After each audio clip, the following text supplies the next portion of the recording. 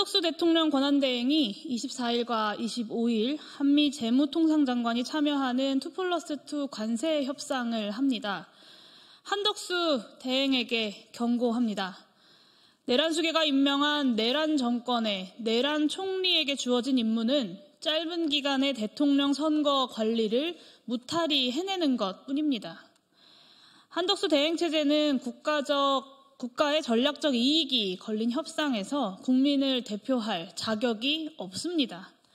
권한 대행일 뿐 국민의 손으로 선출한 민주적 정당성을 갖추지 못했을 뿐더러 더군다나 민주주의라는 헌법적 가치보다 개인적인 정적 제거의 수단으로 군을 동원해서 내란을 일으키고 파면당한 정권의 국무총리에게 대한민국의 국익을 둔 협상의 권한을 쥐어줄 수는 없습니다.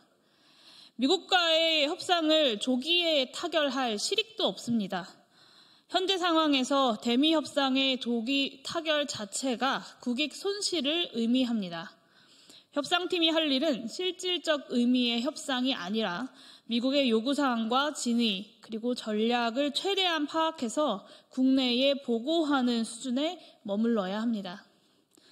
이것을 넘어가는 한덕수 대행의 어떤 대미 약속도 월권이고 반국익입니다. 모든 정당들과 대통령 후보들은 행여 한덕수 대행 체제가 협상안을 가지고 오더라도 차기 정부가 이에 구속되지 않을 것임을 천명해야 합니다. 한덕수 대행 체제가 대미 협상에 자격이 없다라는 것은 오히려 실질적인 협상을 미룰 좋은 명분이 될 것입니다. 미국이 직간접적인 경로로 협상의 의제로 올린 사안들을 보면 말이 관세 협상이지 우리나라 입장에서는 핵심 국가 이익들을 총망라하고 있습니다. 한국의 자동차 배기가스 규제, 쇠고기 수입 제한, 넷플릭스 등 글로벌 콘텐츠 업체의 망 사용료 등 다양한 비관세 공공규제들을 포괄하고 알래스카 LNG 개발과 조선업 등 대미 직접 투자들까지 겹쳐 있습니다. 여기에 주한미군 주둔 비용과 한반도 동북아 안보에서 한국의 지위와 역할 등 안보 현안들까지 들어 있습니다. 2개월 남짓 선거를 관리하는 내각이 이런 전략적인 국익을 놓고 국민을 대표한다는 것은 상상할 수 없습니다. 경거망동하지 않기를 한덕수 권한대행에게 경고합니다. 트럼프의 관세 정책이 애초에 구상대로 흘러간다라는 보장이 없는 상황에서 조기의 협상 타결은 장기에 걸친 협상보다 우리에게 훨씬 불리한 결과를 예정하고 있습니다. 대미 흑자교역국에 대해 날조에 가깝게 계산된 세율을 적용한 미국의 상호 관세 부과 1000명 이후에 글로벌 채권 시장에서 대량의 미국채 매도가 시작됐습니다. 통상적으로 시장 불확실성이 증폭하면 주식시장은 하락하고 최고의 안전자산인 미국채 가격은 상승하는 것이 일반적입니다. 그런데 이번에는 주식시장만이 아니라 채권시장까지 대폭락했습니다. 미국채 가격이 폭락하면서 0.2%만 변화해도 큰 폭의 변동으로 인식하는 10년물 미국채의 수익률이 3.9%에서 4.5%로 급등했습니다. 이것은 폭탄에 비유되는 상호관세 부과가 안고 있는 불확실성이 안전자산으로서의 달러 지위를 위협하는 상황을 반영한 것입니다. 주식과 채권 양쪽 모두에 걸친 금융시장의 압력으로 트럼프 행정부는 발효 13시간 만에 중국을 제외한 모든 국가에 대한 상호관세 부과의 90일 유예를 발표해야만 했습니다. 트럼프 행정부의 관세 정책 구상에서 금융시장의 반응만 예측에 실패한 것이 아닙니다. 트럼프 행정부는 1기 때의 경험을 바탕으로 관세 인상이 미국의 물가 인상으로 이어지는 것은 제한적일 것이라고 예상했습니다. 하지만 연방준비제도 이사회의 판단은 다릅니다.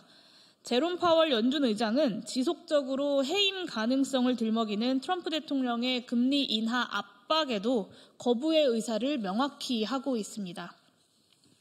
관세 정책이 몰고 올 경기 침체를 우려하는 트럼프 행정부와 물가 인상 우려로 금리 인하를 서두르지 않는 연준의 교착 상태는 트럼프 행정부의 관세 정책 약화 내지 좌초 가능성을 높이는 요인입니다. 이것의 대미 협상 전략에 함의하는 바는 조기 협상 타결에 대한 강박이 오히려 우리에게 불리하다라는 것입니다. 중국과의 통상전쟁에서 미국이 승리할 것이란 전망도 밝지 않습니다. 백악관은 중국에 대한 보복적 관세율은 유지하면서도 중국산 스마트폰 및 기타 전자제품에 대한 임시 면세 조치를 취했습니다. 그렇지 않을 경우에 미국의 소비자들에게 감당할 수 없는 비용을 초래할 것이 명확했기 때문입니다. 이 사례의 의미를 일반화해서 이야기하자면 자유무역 세계화 시대에 구축된 글로벌 밸류체인은 대중봉쇄에 가까운 미국의 관세율 부과로 인해서 단시간 안에 재구축되지 않고 이를 너무도 잘 알고 있는 중국이 쉽게 굴복하지도 않을 것이라는 이야기입니다. 중국의 경제 발전을 저지하려는 트럼프 행정부의 관세 정책에 한국의 통상 전략을 일치시키려는 것은 너무나도 위험합니다. 그런데 자칭 통상 전문가라고 이야기하는 한덕수 권한대행은 협상을 하기도 전에 해외 언론과의 인터뷰에서 이런 위험한 인식을 드러냈습니다. 국책연구기관 대외경제정책연구원도 중요한 지적을 하고 있습니다. 반도체, 자동차, 철강, 전자제품 등 우리의 대미 수출 주력 상품들은 국가 간 협상이 가능한 상호 관세 적용 상품이 아니라 이미 미국이 어느 국가를 막론하고 전 세계를 대상으로 25%의 관세를 매겼거나 곧 매길 것으로 예고한 보편 품목 관세의 대상이라는 점입니다. 이는 협상의 조건 자체가 협상 타결로 얻어낼 이익보다 내줄 손해를 더 크게 만드는 요인입니다. 실질적인 협상을 언제까지나 미루기만 하자라는 것은 물론 아닙니다.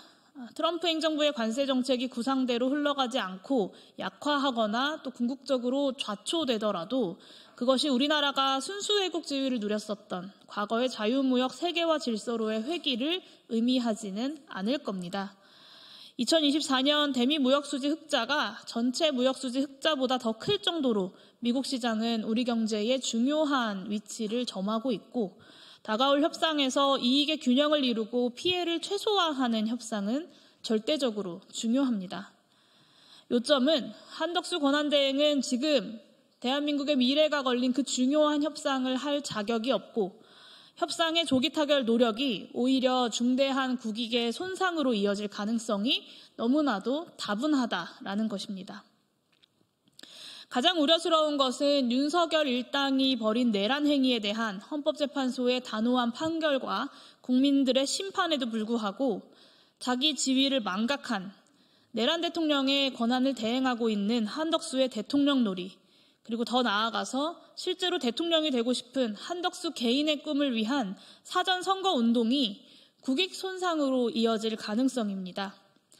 한두 가지의 생색용 이익을 얻어내고 전략적 손해를 내주는 협상안을 들고 와서는 자신의 성과로 홍보하려는 한덕수 권한대행의 매국적 동기에 대해 강력하게 경고합니다.